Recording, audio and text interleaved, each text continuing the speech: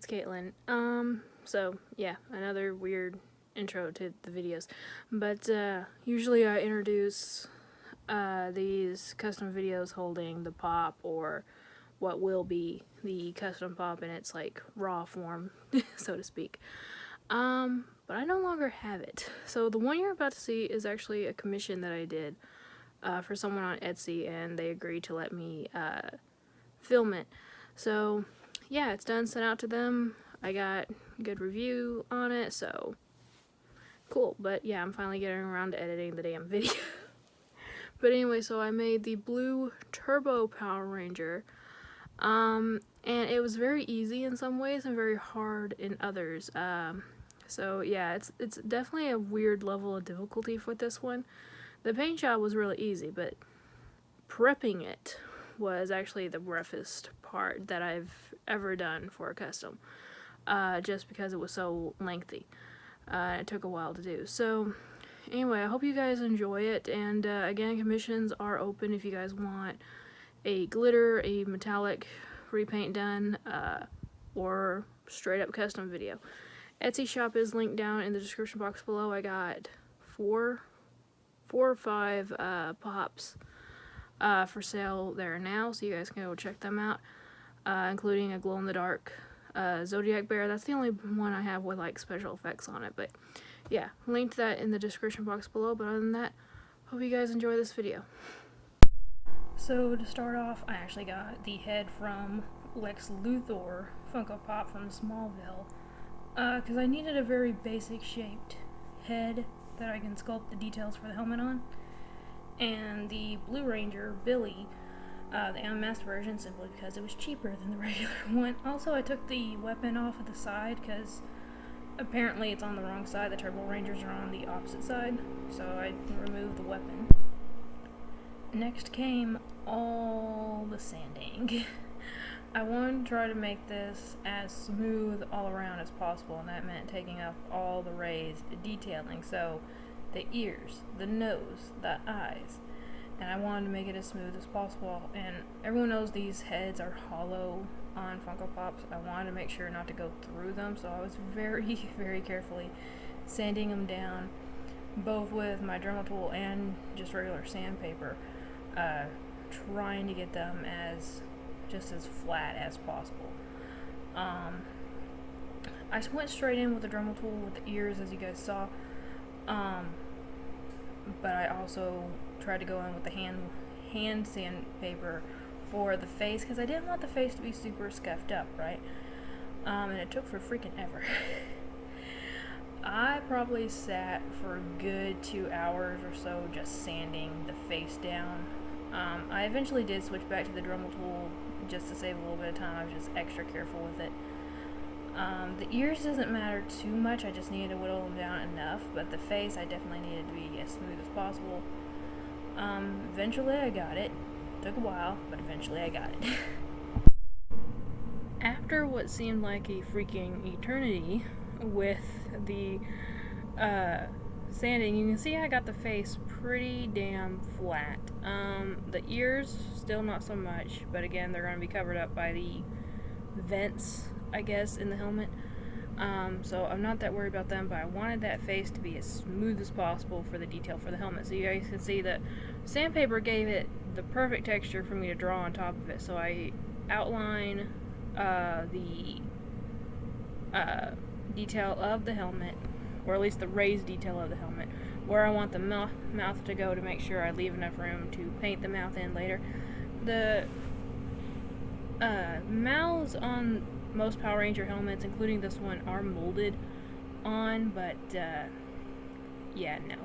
I just could not do it that way. It would take way too long, and it was just too little space. I mean, I could have done it, but it would have taken forever, and honestly, I wasn't sure if it would look sloppy or not. I'm like, it would look better with a painted mouth, I think. So that's what I did, and I rolled out snakes, as you can see here, cut them apart and put them around the visor to make it almost looks like a Chevy logo or something. I don't really know what you would call that shape, but the outline of the visor for it all around, and I made sure to go in with my silicone tool and make those snake pieces, the inside of it, flush with the face. Meaning, so the inside of that shape I put down to make sure it's smooth against the head. The outside of it, I wanted it to look rounded, so it still looks like piping or something, so just like the actual helmet does, the actual Power Ranger helmet, but I needed the inside of it to be airtight or watertight, let's put it that way. And if you guys have seen some of my other custom videos, you probably know what I'm gonna do with making it watertight. By the way, guys, I do apologize for the buzzing again. The way I was doing it that made it less buzzy noise, it wasn't working at all this time. Like, the sound wasn't saving, so I have to go back to the even more buzzier method. So I know that's annoying, and I really appreciate anyone still watching. But anyway, so basically here I am going over the whole body with some blue paint. One, to cover up all that detail and that the Mighty Morphin Ranger had, and two, because I want everything to be the exact same color. Now, this blue was very close to the original blue, but I still wanted it to be exactly the same color as the head was gonna be. It took a few coats, but it eventually covered up really well. And the epoxy, I also used the epoxy to fill in the leg of the body of the Ranger, because the weapon, there was a little indent where the weapon was on the wrong side of the body, so I did use some epoxy to fill that as well.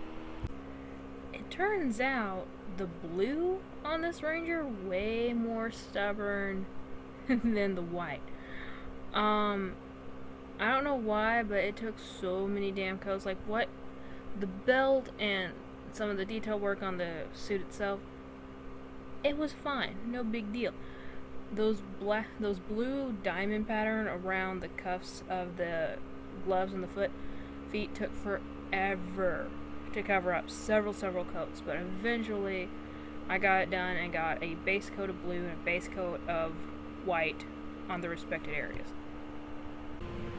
I get the silver paint out and start brushing on the detail of the helmet that I used with the epoxy. Now, keep in mind, this has been 24 hours later. Epoxy does take 24 hours to harden and cure fully. Once it's cured, believe me, it is not malleable anymore. That sucker is staying on there. I promise you that. Also, you can see again, I am using my nail art tools, and before I was using my angled brush. These are some of the best tools if you want to paint miniature figures, such as Pops or Jankies or whatever you want to custom. These are some of the best stuff to use because it's so small and it's just beautiful for detail work. I quickly go in again with the nail art tools and start painting the reflectors that are on either side of the headlights on the helmet. Turbo was all car themed, and I know crap about cars. So I think we're just gonna call these little bitty arrow almost shaped reflectors on either side of the headlights, okay? I don't know what it is about me using my resin in customs, but I absolutely love when I get to do it. So I use the UV resin with 2 drops of the black pigment. UV resin is very easy to work with. All you need is a UV light or sunlight. But that's why I needed that rim to be watertight, so we don't have the same problem we did with Fastback where it leaked down a little bit. So I'm mixing that in, and I am going to test that here in a second. You'll see me put a black light on the toothpick just to make sure it cures, because with so little resin that I used in there, I wanted to make sure that it was still curable, because you can put so much pigment in resin that it just won't cure. But I did it. I got the head as flat as possible by propping it up, and then little by little I put it in there, and I'm doing it very slowly to make sure I don't spill and to make sure I put it evenly. After it's on there, you just need to hit it with a black light for a few minutes or really seconds, or put it in the sunlight for probably, I wouldn't put it in there for less than an hour before you check it in direct sunlight. I did this, I put it on my UV light for a few seconds, and then just to make sure, I also stuck the head in the my UV lamp. Also, if you can see the sides of the vents, kind of a little bit through this, sometimes I move my hand enough that you can see, I did put in some detail work with some darker gray metallic paint as well before I did this. So before I ever started this custom, I obviously printed off some pictures for reference, right? But I ran into a problem. The Turbo Rangers had a ton of pinstripe detail on them, just thin little black lines going throughout their suits. And the Blue Ranger is the darkest color. I could see those lines, but I could not see them well enough that I was comfortable. I would always be double checking myself.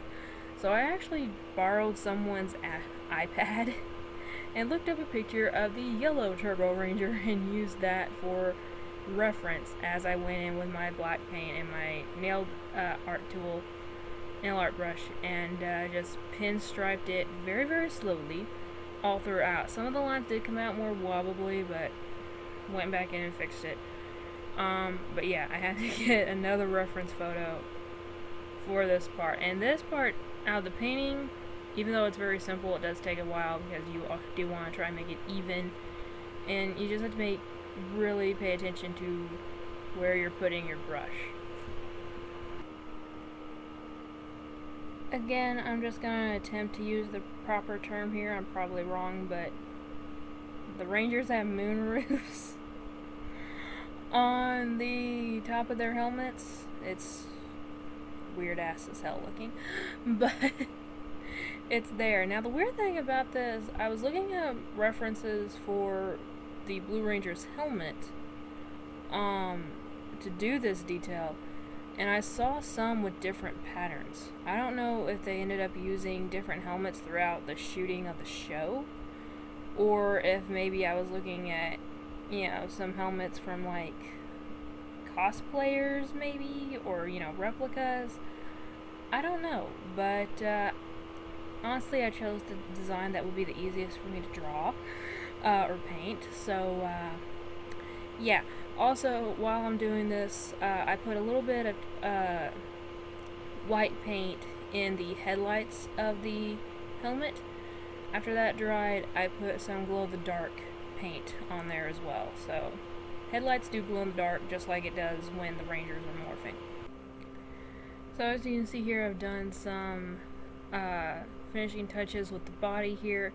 Did the detail on the black detail on the cuffs of the gloves and boots, the metallic detail on the belt, and eventually I go in and put the dots on there too for the headlights on the belt.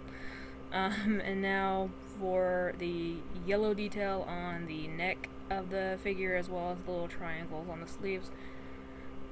Honestly, I don't know why, but I like putting the yellow on there. I've always found that to be the weirdest part of the Turbo Ranger's outfit, because there's a yellow Ranger and it's just yellow on yellow for her. I don't know why, it kind of made everything feel put together here. I don't know, I think I finally understood why they put it on there. Still looks weird, but I liked it. I don't know, but I liked it. I apologize that the rest of this video is just this thing spinning, but I didn't take a good picture of it beforehand, so yeah, you just get to see it spin. So basically, all I did to finish up, I painted the tip of the weapon red, because the Turbo Rangers had that on their weapons. Glued it to the other side, the other hip, and put some silver paint on the sleeves of the suit as well. After I reattached the head to the body, I coated it all with that same gloss finish that I used for the Burger King head.